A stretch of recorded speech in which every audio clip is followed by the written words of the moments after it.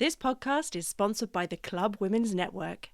It can be lonely working for yourself, so this online support and learning network is here to help women learn what they need to know to stay in business.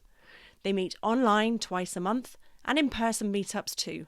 They teach you everything from reels to financial forecasting. For more information, check out theclubwomensnetwork.com.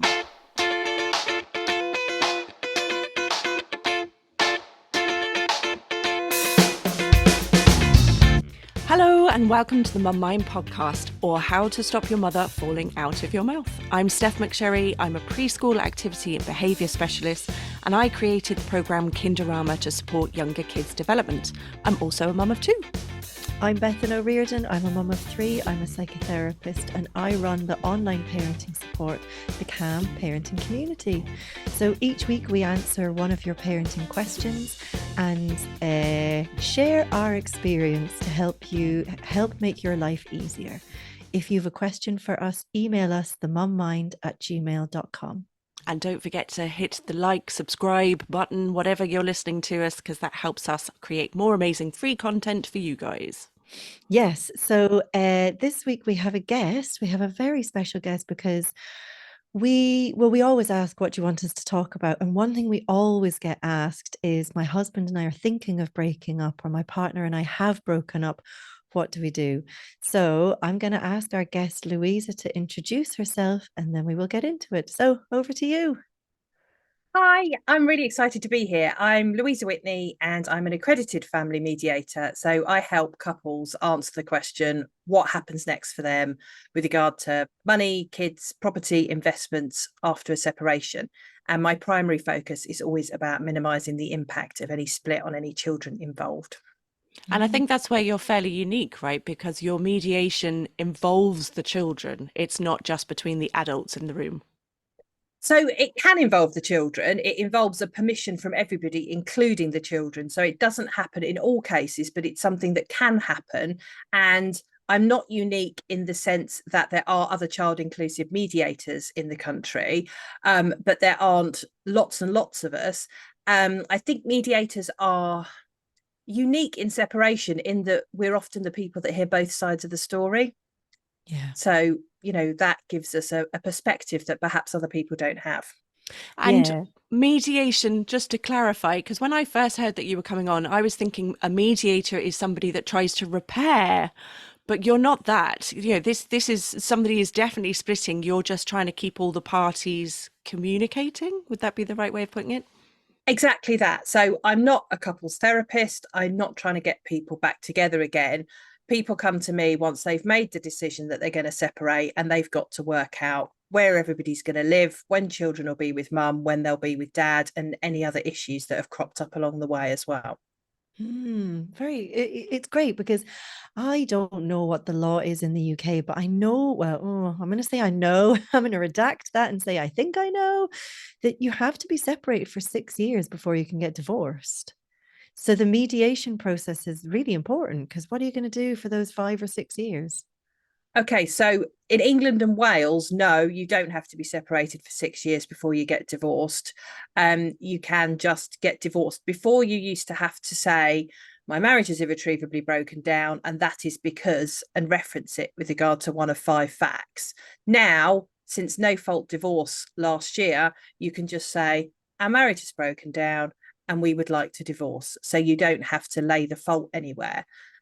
Which is a kinder way of doing things, but at the same time, there may still be fault in people's heads, even if it doesn't go down on the paper. So that's one of the things that we're kind of dealing with in the room.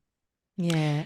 And I think it changed in Ireland to 2 years. I think, did it? Yeah, I think they did, because 6 years just seemed like a ridiculous amount of time. It's a really long time. So I think they've changed it to 2. We might clarify that at the end. Yeah, I mean, it's very hard to keep on top of all this stuff. And I work with families all the time, and this is the point where having someone like Louisa is really helpful to share the expertise. Louisa, if you want to, so anyone that I know that has got divorced, there has been somebody at fault. And I've experienced friends going through, really bitter, well, he had an affair, he did this, and everybody knows it, to almost the opposite, where they're trying to hide everything that's happened. And I'm assuming you have experienced that too. Is there a better way? Is there somewhere in the middle? Yeah, there always is. And, I talk a lot about scales. So, like, on the one hand, there's this, on the other hand, there's that. But most people are somewhere in the middle. And I think that the vast majority of relationships break down. There is fault on both sides. And fault's a bit of a loaded word, isn't it? Stuff happens. We get caught up in being a parent, in trying to manage work, and sometimes people don't make time for each other. They kind of ignore the issues that are happening, and then suddenly you're down the line and you realize that there is no going back now. You've gone too far, and sometimes as a result of that, somebody has formed another relationship, and that can be really hard to deal with. So all of these things that have happened, not just as part of the separation, but also stuff that happened during the relationship that people may well have felt very hurt about, very angry about, but perhaps didn't say anything because they were trying to keep a lid on it. Often that all comes out in the mediation room. And there can be lots of angry words and recriminations, and trying to find a way forward from that is not always easy. And it takes a lot of courage to sit down with an ex-partner and talk about what happens next. Yeah, absolutely. And I was thinking for you as a mediator as well, is it exhausting or is it, I don't know. I'm trying to think of like what the word is. I'm imagining all this information coming to you and you're helping people sort it out. I mean, it's really amazing, and it's amazing that it sounds quite practical. I know that I can imagine anyway that the emotions are totally heightened in the room, but it's lovely to have someone who can help people become a bit unstuck. I imagine a lot of this is like, I've dug my trench, you've dug your trench. I'm not meeting you on no man's land at all, but somehow you get them there. Yeah, definitely. I mean, I love my job, absolutely. That doesn't mean you don't have to have boundaries with it and kind of walk away from it sometimes. And I have limits how many meetings I would do in a day or a week, because if I'm not okay, I can't help anybody else. I think sometimes it's about saying to people, you can't change where you are. You are where you are. We all are. What you can do is decide consciously what's going to happen next. And you aren't there now. Where do you want to be in 6 months' time, 2 years' time, whatever it is? And how do we then get there to make those arrangements and try and work from that point? But one of the things I love about mediation is that it's not my job to solve the problem for people. I can provide information, I can provide a safe space, I can provide empathy, but ultimately it's their choice what happens next, and they are in charge of that and what use they make of it. If people have, sorry, if people have made the choice that they are going to split, when is the right time? Like, when do you talk to the children about it? How do you talk to the children about it? That's always a great question. It's one I get asked a lot. And I think it's different for different people.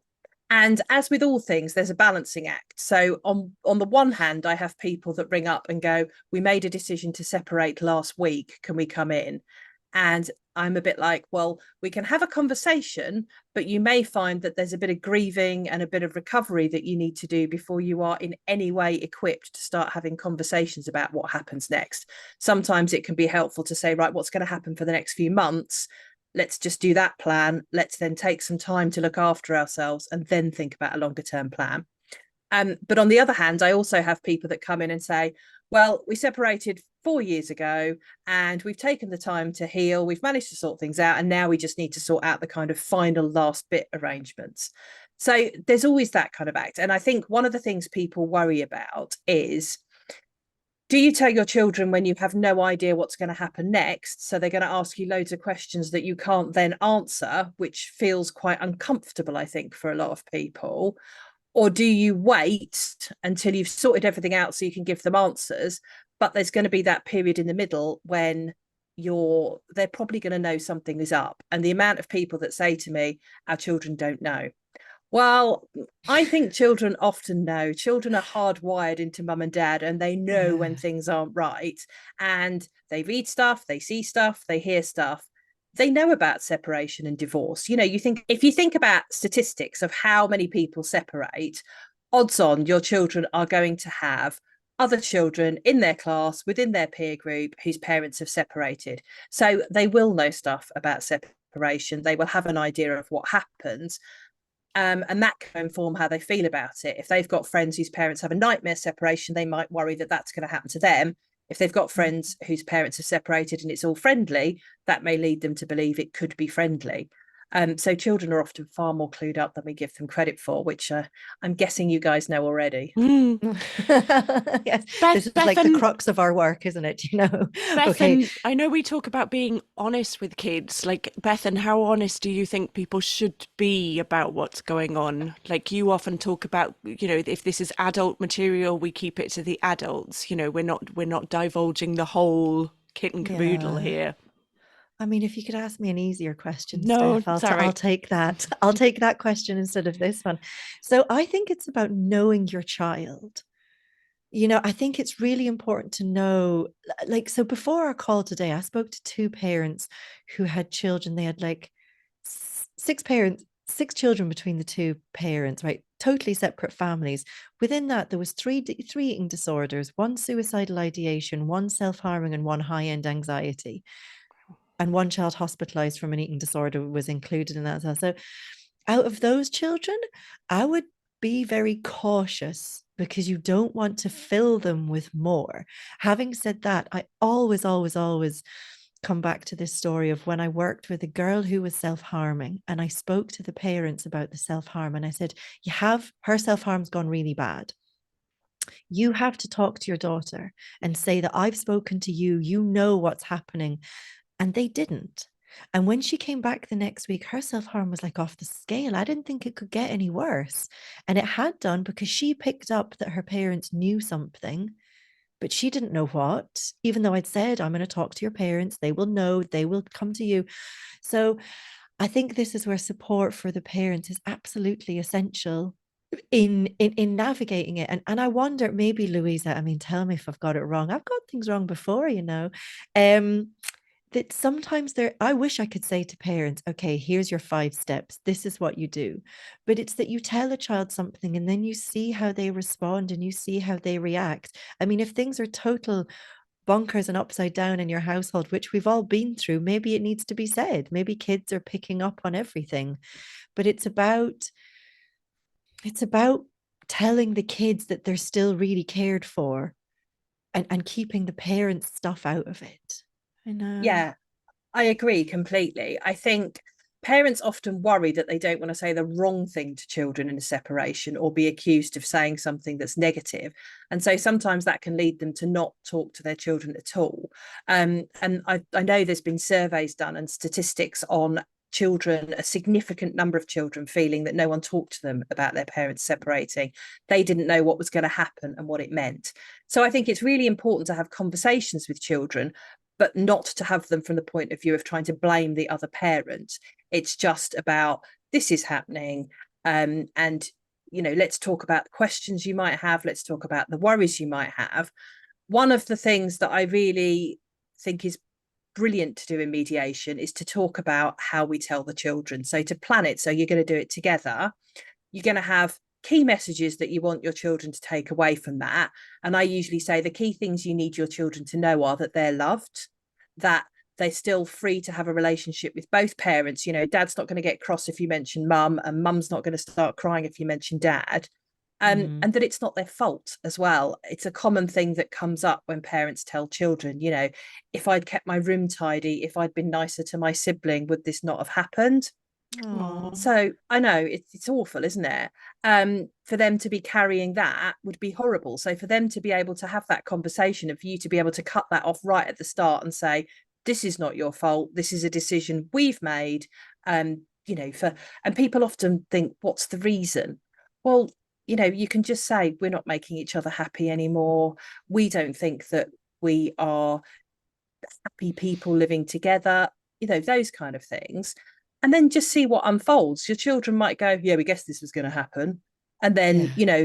They might park the questions for now. You might come back to them later, or they might be really upset and you might need to spend some time with them. You genuinely don't know what's going to unfold sometimes, I think. Yeah. I think Sometimes maybe one parent over the other, the behavior can become quite manipulative in a way of, oh God, this has gone back years and years. I remember one person that I knew, the blanket house rule had been no video games. But the second they were separated, one household had the video games, had the top end stuff. You must see a lot of that kind of trying to win children over. Do you know what I mean? Yeah, I think it's a common complaint. I mean, I talk about in mediation, the three most controversial issues of our time in mediation are children's diet, the amount of time they spend on a screen, and homework, and which parent's doing it. So I definitely think that's true. I don't think it's necessarily always a conscious thing that they're trying to win the children over. I think sometimes there's an element of really struggling to sit with your children's pain and to recognize it. And so it's a bit like, well, should we just get an Xbox? Should we just do this? Because, then it cheers them up and then you don't feel the pain of watching your child be sad, that kind of thing. And that's a really Yeah. key thing, because Bethan always talks about sitting with Yeah. the uncomfortable and how important that is for your child's mental health. Yeah. Yeah. And the other thing to say is, I mean, like, don't we all do that as parents a little bit? Oh, I mean, I think this is normal stuff as well. I mean, I'm a therapist, whatever that means, but I mean, I get those feelings of like, oh, well, I just want to do this and it'll be fine. And then I have to stop myself and go, no, it's okay. So I think it's really, and I have friends who've split up and got divorced.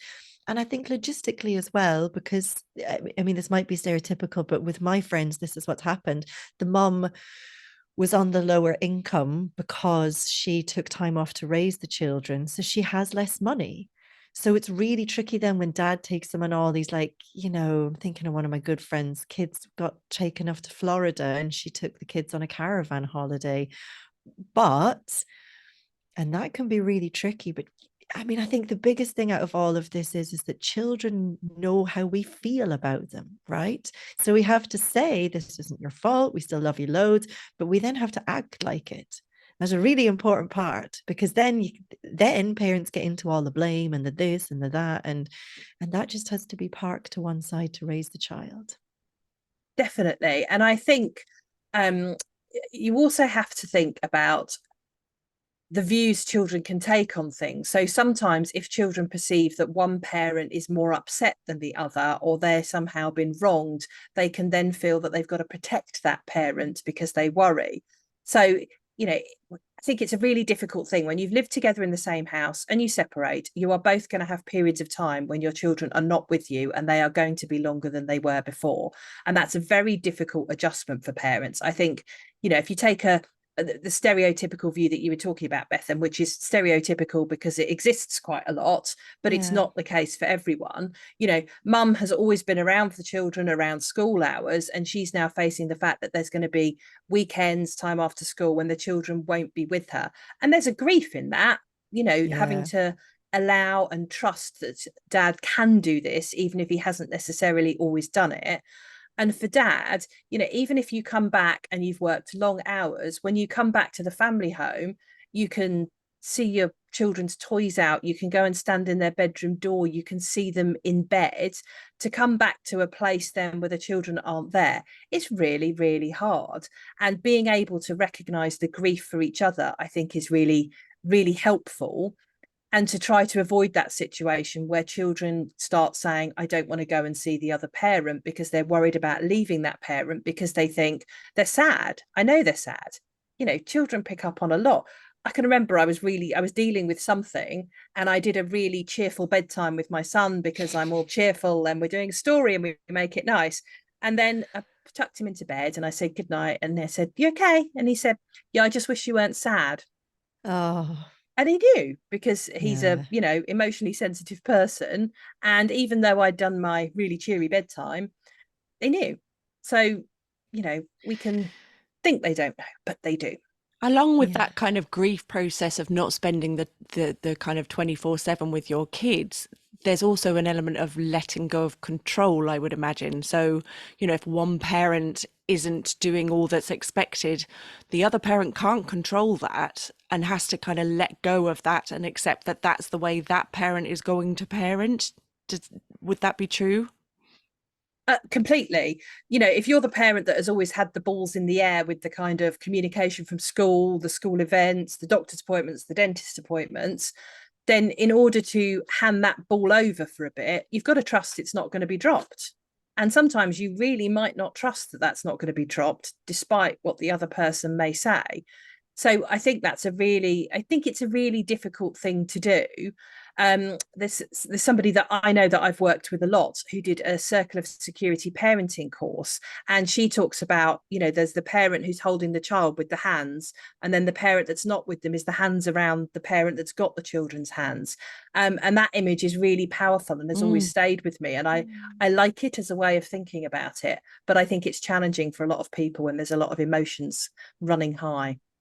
Yeah, I'm even thinking of times where felt like I've been caught in the family separation or the family divorce with, like say I'm working with the teenage child.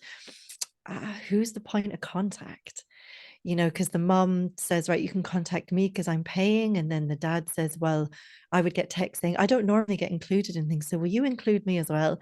So then I just say, okay, guys, I'm not doing this. I have to bring everyone together and say, what are we doing going forward? Because it is that kind of, you don't want to leave anyone out, but also not get part of the game playing process and all the unconscious stuff that's being played out along the way. Yeah. It's So just to recap a little bit, I know we're not at the end, but just to keep us on track. So if there is stuff going on where somebody's been unfaithful, we're not talking about that openly with the children. We're trying to communicate with our partner that we're all going to stay on the same page, at least for the sake of the children. So I'm assuming mum or dad, whoever feels they're the injured party, is perhaps dealing with that with another counsellor would be helpful. And then mediation, you're helping with the nitty-gritty of day-to-day existence. How is that going to work? How are the weekends going to look? How are the holidays going to look? That kind of thing. Yeah, exactly that. And I absolutely agree with you. When anybody's dealing with anything post separation, it really helps to have a therapist, because it helps to have a safe space where you can just go and offload and process what's happened to you. And ideally, yes, I think it's important to remember that you might think that your ex-partner is the, let's say, biggest idiot going, but your children still see them as being their other parent. So their view of them hasn't changed. For them, they're still the same person, even though for you, they are a very different person who you don't like very much. And it's very important, I think, I was an adult child when my parents divorced. It's very important to remember that they are half of that person. Yeah. So no matter how bad that person is, they are half of that person. And if you are slating them, that parent to them, they feel like half of them is wounded. Yeah.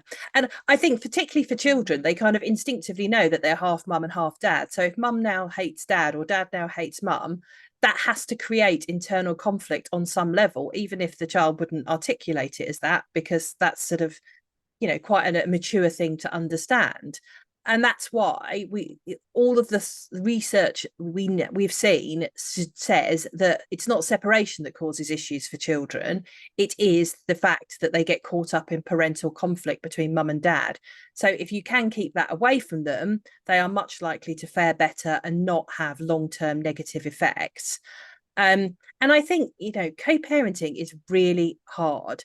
And going from being in a romantic relationship to being in a functional co-parenting relationship, there is a huge amount of trial and error of how do we communicate in a way that works for both of us, and where are the boundaries, because we need to massively rejig the boundaries we had when we were together as a romantic pair. And that, is a big process, and it requires a dialogue about what works, what doesn't work. And sometimes people get hung up on trying to make things perfect before they start anything. But actually, if you can find something that you think will be good enough, see how it goes, then come back to it and say, actually, this worked, but there's a real problem here that we need to sort out. Then you're kind of creating it from a practical standpoint rather than a theoretical standpoint. Once all this emotional kind of stuff is done, Like say we have an arrangement and it's working. What happens if we do have a child that's saying, "Oh, I don't want to go to mum's this weekend," or "I don't want to go." That must be, I can imagine that being very hurtful. Absolutely. I mean, when with child inclusive mediation, where the children come and talk to the mediator, one of the preparations we do is talking about what might they say, how would you deal with that?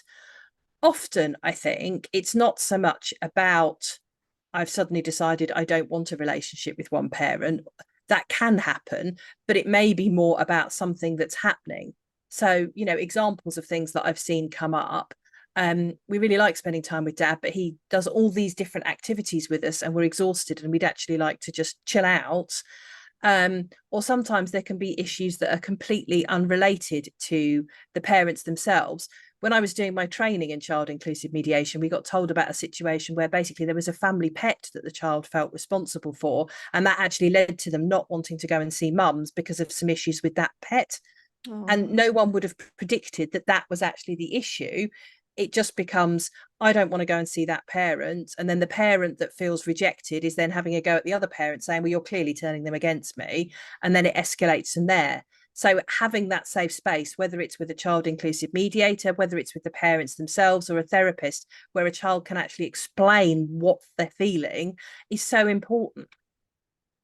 I've got two questions. Where does mediation fit in the legal process? And I know that you're in the UK, we're in Ireland, but in terms of, can someone get mediation to finalize a divorce? Like, because I know that you can get separated over here through a barrister or through a mediator. Is it the same with you, or where does it fit in? Yeah. So essentially, the process of getting divorced just ends your marriage. So you could get divorced and you could not resolve any other issues. Obviously that wouldn't be necessarily be terribly helpful. So there Yeah. are often issues that crop up around money, around children, and you have to find a way of sorting out those issues. So if you do it through mediation, then you can work everything through, you can come up with what you want to happen, and you can then put that into the relevant documentation that you need to create that agreement going forward. Now, with finances, it's probably going to be pretty binding and a kind of this is what's agreed. With children, there's always going to be things that will evolve, because arrangements that work when your children are 5 are not going to work when they're 15. And there may be issues that crop up along the way that you need to address, whether it's about schooling or about a medical issue or just about something your child's struggling with. The more able you are to have a productive conversation with each other, the easier it is to sort things out.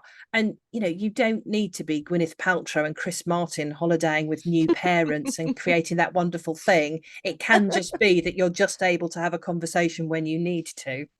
So is it that families could come back to you as their family life evolves and develops? So they could come to you when they're 5, they could come when they're 15, but you'd be there to guide them as family life grows and develops. It's not that people come to you for a one-off 6 sessions or whatever it is, and then they're done. They can come back to you as things change. Yeah, and I have some people who just come back every few years as things sort of, if they get stuck or something has happened that they need to navigate, just because they know it's a place where they can have those discussions if they're struggling to have them between themselves. God, it's lovely, isn't it? I'd I mean, almost I like you go in to, my day-to-day life. yeah, exactly. Could you come But to my like I house? go to my, yeah, absolutely. I mean, because I'm thinking like I go to my therapy once a week, but that's, or sometimes once every 2 weeks. And that's just for me. And literally, I just say everything I want to say. I figure it all out. And I come back on Friday afternoon. I'm like, okay, I'm ready for everybody now. And I can imagine that if I was separating from somebody, it would really help me separate all my separation stuff I had going on. And then I can just come and be like, okay, now I'm your mom. Yeah. To have that real clear separation of, because this stuff takes a lot of thinking. Even as you're talking, I'm thinking, I hadn't really thought of that in that way. And all the stuff you need to think about. I mean, we are only one person. So to come into you and have you know what to say and do to help cultivate the right conversations, right? Because this stuff is kind of, I don't know where to begin, help us. People can come to you, it organizes the mind, it takes the stress away, and you can get on with life then. That's kind of what I'm taking from this. Yeah, absolutely. And I mean, honestly, if I had a pound for every person that said to me, I don't really know what I'm supposed to be doing, I mean, I don't know, I'd probably have several properties around the world or know what you need to do when you separate. No one tells you that. No one teaches you this as part of school or anything like that. The fact is that you only start to navigate it when you end up in that situation. And I can't remember who, I once heard the term washing machine head, but it is just all those thoughts that kind of tumble around in your head. And you think, okay, well, I need to sort that out.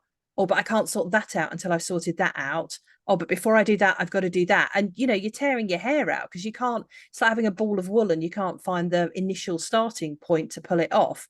So being able to have that space with people where you can sit and you can talk through, right, what's the most pressing thing for you? What are we going to do next? And have that kind of path of steps, I think is, you know, really useful for people. Did you have another question, Man, I Bethan? think no, I was going to say I think that's Oh. a great place to leave it. Did you have Yeah. a question, Steph? No, I thought you said you had 2 questions, so I was just double checking that you answered your second one. Yeah, no, well, Louisa kind of answered both of them in one. I mean, Excellent. I'm just thinking, God, what a gift this is. I mean, I Mm. hope that people who are questioning a separation or you know, that they listen to this podcast, and because it just sounds so nice to have the support wrapped around both parents in an equal way. That's the thing. You're not there to be on the side of anybody, which I think so much of separation people are, whether it's friends, family, lawyers, barristers, everyone's on the side and everyone wants something from somebody. But you're there just to help everybody together work out how to move forward. I think it's some gift. I think it's really amazing. And so tell us, how can people find you? How can people make contact with you? How can people find out more about you? So probably the easiest way is to look at the website for my mediation practice, which is lkwfamilymediation.co.uk. I'm also on pretty much all social media. I'm on Instagram as @louisa.whitney.1. I don't think I'm hard to find on the internet because I spend so much time on it. And if you are looking for a mediator in England and Wales, then you can also find somebody via the Family Mediation Council's website. It's really important that you have someone that's registered with the regulatory body, because that means they subscribe to professional standards. And I'm assuming you do this online and in real life, do you? Yeah, I do. Yeah, And okay. we did a little bit before the pandemic, but now we do a lot after the pandemic. So we do it in person or online. And I would imagine sometimes that's a little bit easier. Like I can imagine being plugged in a room on your own is actually easier than being face to face with someone, particularly if it's acrimonious. Completely. And the good thing about being online is, I would say to people, if you're struggling to look at your ex, have a post-it note by the screen and just put it on the screen. No one knows it's there, but it Brilliant. just helps you to not have to look at them. Oh, I love that. The only kind of issue is that if people are still living in the same house, it can be a concern if they're in the same place to do the meetings, because then if they come out of the room and it's been difficult. Yeah. So we do a lot of kind of safeguarding before we bring people together and look at how will the meetings work best? How can we arrange this in a way that is helpful and navigates any concerns that either person might have? Yeah, because you can't put a post-it note on their face in real life. No, they tend to object to that. A gigantic cardboard box. But I think even that last bit that you said, yes, with the post-it note, but the bit about safeguarding people, you know, because I work with people as well, obviously. And I know so much of the time people just want to dig into the work, but it actually causes more sparks and you kind of put people in a worse situation. So even helping people slow down and say, look, I'm going to safeguard both of you. I'm going to look after you both. And even saying, right, one has to go somewhere else for the meeting. I think stuff like this is so profound in parents' lives and so helpful that they know that they can come to you and that they are safe, you know. So thank you for joining us today. Does anyone else have anything they want to say? No, I think it's been brilliant. Thank you, Louisa. Thank you. I've really enjoyed it. The Calm Parenting community is my online support for parents. It's waitlist free, and inside is myself and a child and family therapist. So together we offer you 42 years experience helping children and family to solve your parenting problems. If you want to join us, head to my website, bethanoreardon.com, and be the change your children need.